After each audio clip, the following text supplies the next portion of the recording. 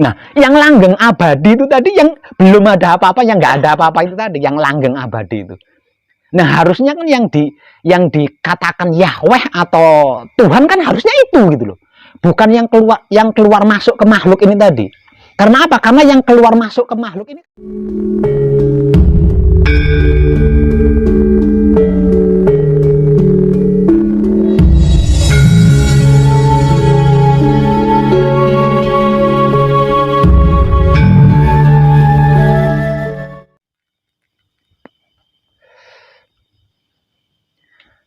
secara spiritual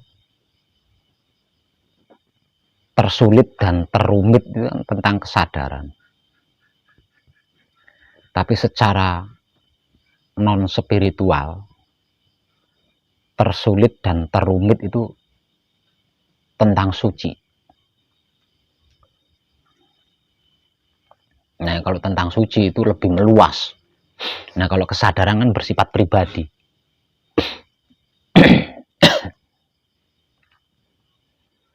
Ini sejak awal pembelajaran sampai mencapai keberhasilan, dia akan tetap menjadi sebuah kerumitan. Dia akan tetap menjadi sebuah kesulitan. Karena hanya dengan begitu kita akan melahirkan kesungguhan yang kontinu, kesungguhan yang terus.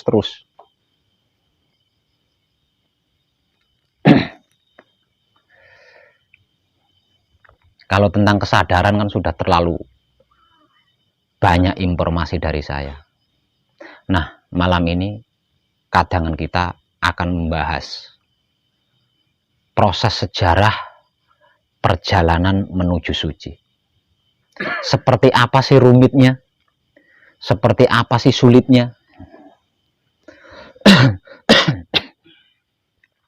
Orang-orang terdahulu itu mengistilahkan hanya orang pilihanlah yang bisa mencapai suci. Hanya orang-orang pilihan yang bisa mencapai suci. Sebenarnya tujuannya itu bukan tentang si A dipilih untuk menjadi suci kemudian bisa mencapai suci. Bukan seperti itu maksudnya. Hanya orang-orang pilihan yang bisa mencapai suci. Maksudnya itu sebuah penggambaran bahwasanya suci itu betapa sulitnya gitu, betapa rumitnya.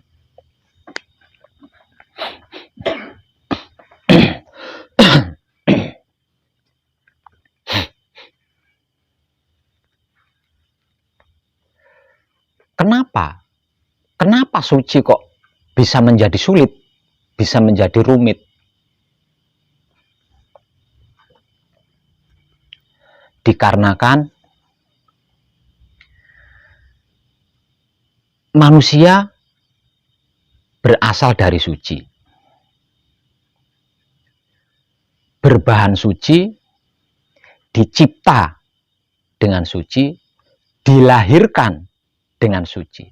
Namun setelah lahir, kesucian ini atau suci ini ditimbun dengan beraneka ragam yang tidak suci selama berpuluh-puluh tahun. Sehingga suci menjadi tidak terlihat karena saking banyaknya timbunan-timbunan yang tidak suci.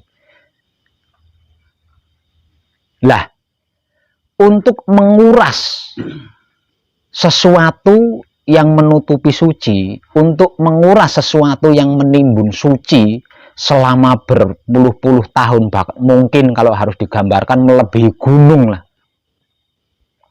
Nah, itu tidak gampang, tidak semudah menguras abu vulkanik, letusan gunung yang menimbun atap rumah. Tidak semudah itu. Karena apa?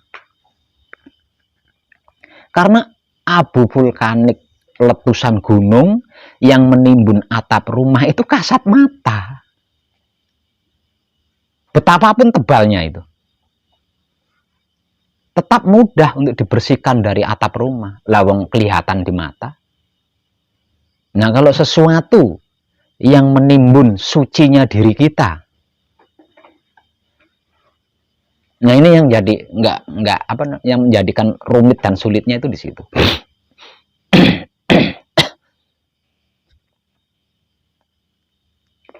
Nah, sesungguhnya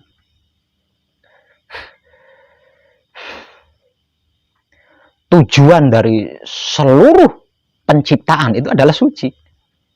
Jadi tidak ada sesuatu apapun yang titiknya bukan suci. Tidak ada sesuatu apapun yang titiknya bukan suci. Tidak ada sesuatu apapun yang muaranya bukan suci. Jadi semuanya, segalanya, bahkan seluruhnya, itu titik muaranya adalah suci. Jadi kalau harus disimpulkan, berarti seluruh makhluk tanpa terkecuali yang dituju adalah suci. Ini disadari atau tidak disadari?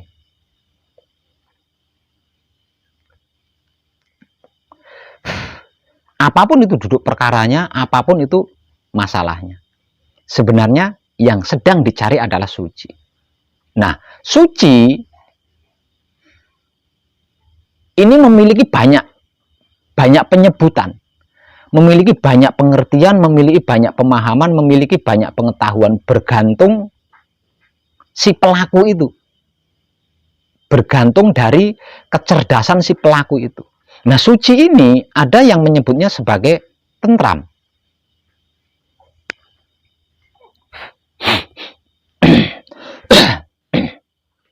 Ada juga yang menyebutnya sebagai Tuhan. Ada yang menyebutnya sebagai Romo. Ada yang menyebutnya sebagai Allah. Ada yang menyebutnya sebagai Allah. Ada yang menyebutnya sebagai Allah. Ada yang menyebutnya sebagai Yahweh. Ada yang menyebutnya sebagai Yang Widi. Banyak sekali. Padahal hanya satu, yaitu suci itu tadi.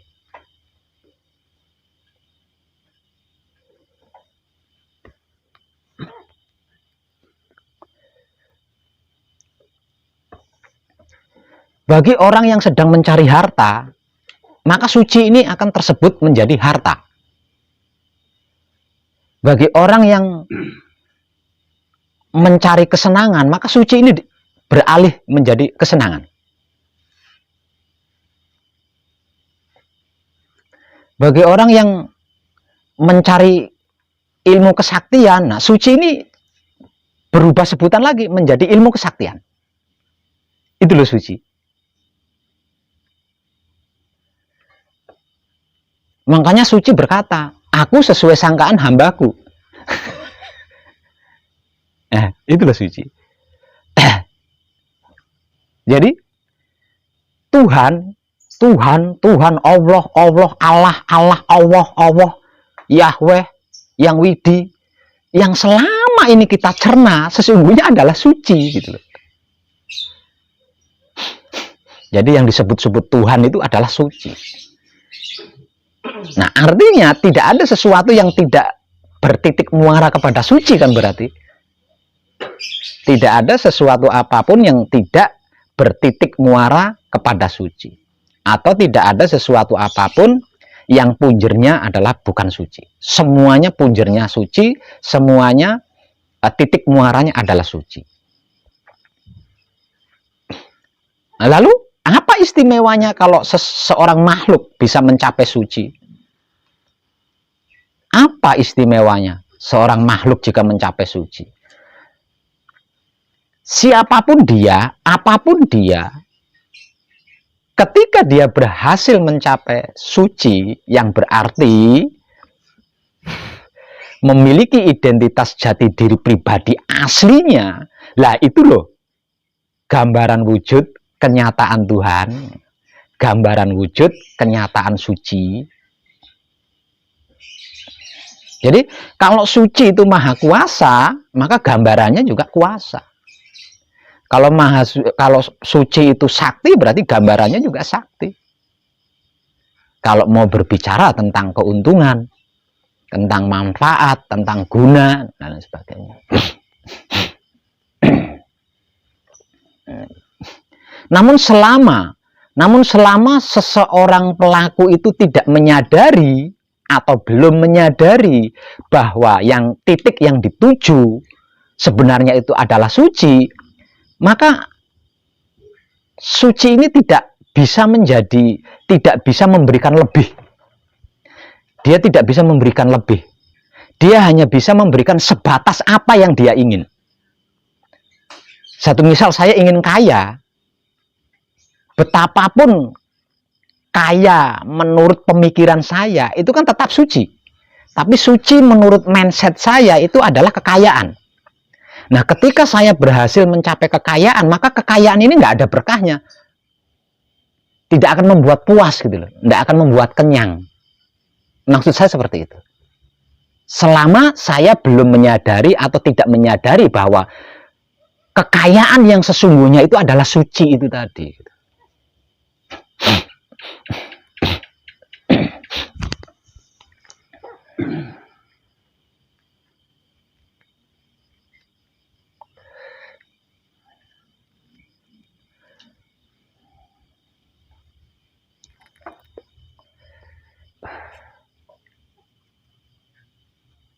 Namun, suci ini belum berakhir. Suci yang selama ini ya, suci yang selama ini diklaim sebagai Tuhan, sebagai Yahweh. Tuhan itu lebih universal ya, kalau secara umum itu Tuhan, tapi secara keyakinan itu Yahweh. Jadi orang terdahulu mengatakan Tuhan itu adalah Yahweh. Nah, Tuhan ini kan istilah modern. Tuhan itu istilah modern. Kalau istilah kunonya itu Yahweh. Nah, pada akhirnya Yahweh atau Tuhan ini tadi menjadi berkubu-kubu tadi. Jadi banyak sebutan, menjadi banyak sebutan. Nah, selama ini kita itu bertuhan di situ. Padahal itu kalau harus sederhananya gimana ya? Kalau harus disederhanakan, sebenarnya Tuhan itu rumah, katakanlah seperti itu. Suci itu rumah, bukan Tuhan, gitu loh. Nah, rumah ini kan punya tuan. Lah, aslinya, sejatinya, yang seharusnya dinyatakan sebagai Tuhan itu adalah tuan rumah, bukan rumah. Nah, selama ini kita bertuhan dengan rumah. Gitu. Suci ini rumah, gitu loh. Bukan Tuhan sebenarnya. Tapi selama ini mayoritas orang beranggap bahwa suci itu adalah Tuhan itu tadi. Padahal suci itu bukan Tuhan, tapi itu rumah. Di dalam suci itu ada titik. Nah, seharusnya yang dinyatakan Tuhan, yang dikatakan Tuhan itu adalah titik di dalam suci itu tadi. Bukan rumahnya. Awal mula suci ini menjadi Yahweh, ya. Suci ini menjadi Tuhan, itu berawal dari kakek moyang kita ketika menyebutnya.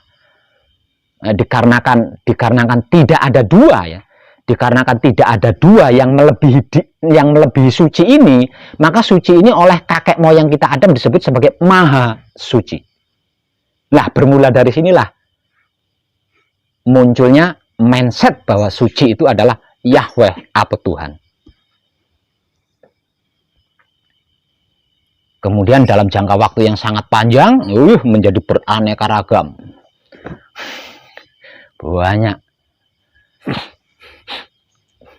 Padahal yang dimaksud Tuhan atau Yahweh adalah suci itu tadi. Dan suci ini rumah gitu loh. Aslinya itu rumah Tuhan, katakanlah. Rumahnya Yahweh. Rumahnya Yahweh, rumahnya Tuhan. Bukan Yahweh, bukan Tuhan gitu loh. Lah, yang seharusnya dinyatakan Tuhan atau Yahweh adalah yang tinggal di dalam suci tersebut.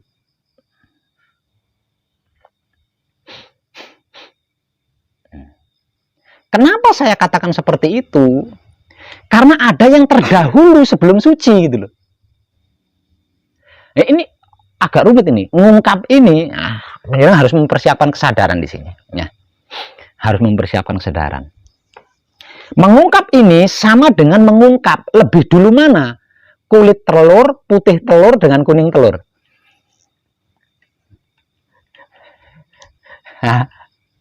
Lebih dulu mana antara kulit telur atau cangkang telur, putih telur, dan kuning telur. Kalau di dalam spiritualnya dibahasakan, lebih dulu mana sir, dat, sifat. Ayo. Kalau di dalam kunci, sir, dat, sifat. Lebih dulu mana? Pasti mengatakan sir kan? Ya, pasti mengatakan sir. Nah, kalau cangkang, putih telur, kuning telur, pasti mengatakan cangkang lah lebih dulu. Kalau cangkangnya tidak ada lebih dulu, bagaimana untuk mengamankan?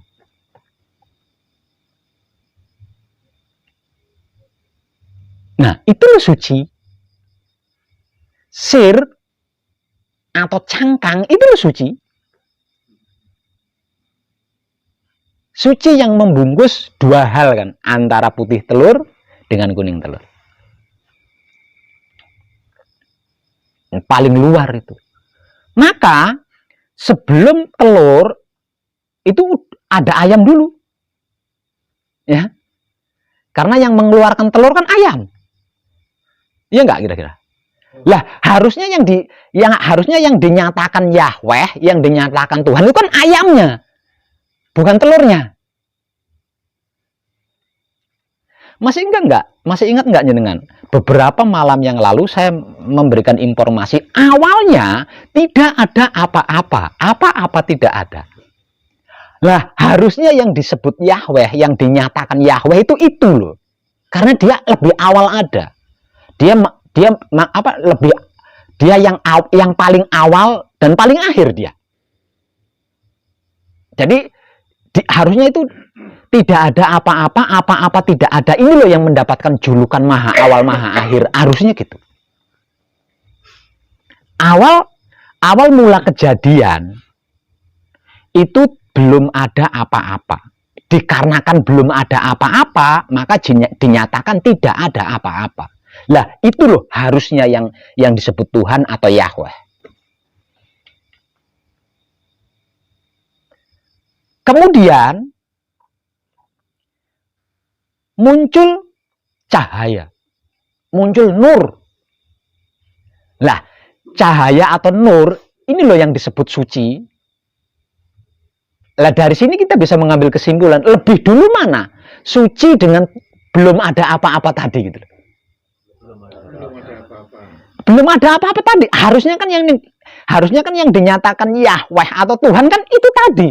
Maha awal itu tadi. Bukan maha awal terjadi, bukan paling awal terjadi ini tadi, bukan. Sebelum kejadian kan harusnya. Logikanya kan gitu, logikanya. Bukan yang pertama terjadi, tapi sebelum kejadian ini yang harusnya dinyatakan sebagai Yahweh atau Tuhan. Nah, selama ini kita bertuhan atau menyembah sesuatu yang pertama kali diciptakan, yaitu suci. Lah, suci ini kan nenek moyangnya, kakek moyang kita, Adam. Nah, kalau kita simpulkan lebih panjang lagi, berarti suci ini tadi adalah nenek moyangnya kakek moyang kita, Adam. Berarti selama ini kita bertuhan sama buyut ya. Tuh. Tuh, gitu.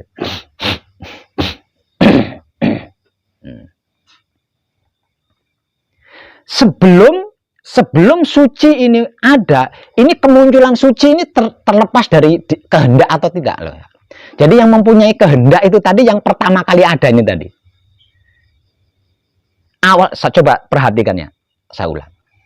Awalnya belum ada apa-apa. Dikarenakan belum ada apa-apa, maka dinyatakan tidak ada apa-apa. Kemudian menjadi ada. Lah, yang pertama ada ini loh yang dimaksud suci, yang disebut suci. Nah, kemudian suci ini dinamai dan makhluk pertama yang menamai sesuatu yang ada pertama ini adalah kakek moyang kita Adam. Awalnya yang pertama muncul ini tadi juga nggak bersebutan, wis pokoknya ujuk-ujuk muncul padang. Nah, kemudian yang pertama kali ada ini berkehendak mengadakan untuk mengetahui keberadaan dia. Makanya diciptakan langit, bumi, bla bla sampai kepada manusia. Tujuannya untuk mengenal ini tadi gitu. Karena hanya mengenal yang pertama kali ada itu bisa sampai kembali lagi menjadi tidak ada apa-apa. Nah, sesungguhnya utusan yang dimaksud itu adalah yang pertama kali ada ini tadi. Nah, kalau ini harus disimpulkan, berarti selama ini kita itu bertuhan dengan utusan. Gitulah. Bertuhan kepada utusan Tuhan. Jadi utusan Tuhan, utusan Yahweh kita tuhankan selama ini. Nah, ini yang menjadikan suci menjadi sulit dan rumit.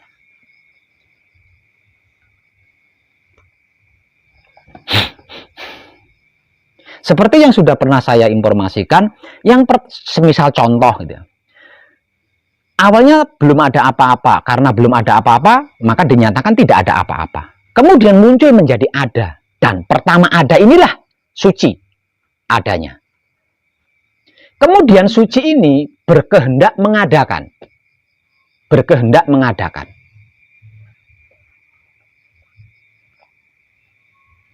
Setelah yang ada pertama ini tadi berkehendak mengadakan, maka apa yang dikehendaki itu menjadi ada seperti langit katakanlah. Nah, ketika yang pertama kali ada ini menghendaki adanya langit dan terjadilah langit, maka yang pertama ada ini lagi menjadi tidak ada. Kembali tidak ada. Setelah langit tercipta itu ya. Setelah langit tercipta, maka yang pertama kali ini tadi menjadi tidak ada. Tidak ada perginya kemana? Karena dia menjadi roh langit gitu loh. Menjadi rohnya langit. Nah, setelah itu menjadi belum ada apa-apa lagi kan? Langkah kedua. Kemudian bermula dari belum ada apa-apa tadi, muncul lagi menjadi ada. Dan pertama ada ini tadi, itu loh suci. Kemudian suci yang pertama kali ada ini mengadakan bumi. Nah, setelah bumi menjadi ada, maka yang pertama kali ada ini menjadi tidak ada. Kemana perginya? Menjadi ruhnya bumi gitu. Begitu seterusnya. Begitu seterusnya. Tentang apapun itu. Nah, yang langgeng abadi itu tadi yang belum ada apa-apa, yang nggak ada apa-apa itu tadi, yang langgeng abadi itu. Nah, harusnya kan yang dikatakan Yahweh atau Tuhan kan harusnya itu gitu loh. Bukan yang keluar masuk ke makhluk ini tadi. Karena apa? Karena yang keluar masuk ke makhluk ini kan utusan. Utusannya dia, utusannya tidak ada apa-apa ini tadi. Makanya dinyatakan Tuhan atau Yahweh itu tankinoyong apa tidak bisa digambarkan dengan apapun lah, wong belum ada apa-apa. Dinamai juga nggak bisa lah, wong belum ada apa-apa, bagaimana menamainya? Gitu. Harusnya. Nah, selama ini kan kita mencermanya bahwa Maha Suci itu yang pertama kali ini ada ini tadi kan. Ini bermula dari kakek moyang kita. Yang memberi penghargaan suci itu dengan Maha itu pertama kali adalah kakek moyang kita Adam. Sebelum suci ini mengadakan manusia, makhluk apapun nggak bisa menyebut ini. Pokoknya suci mulai. Suci aja. Tapi saya kurang paham bahasa Yunaninya suci itu apa. Rumit. Tulisannya nggak bisa maca rumit. Tapi yang pasti suci disebut sebagai suci.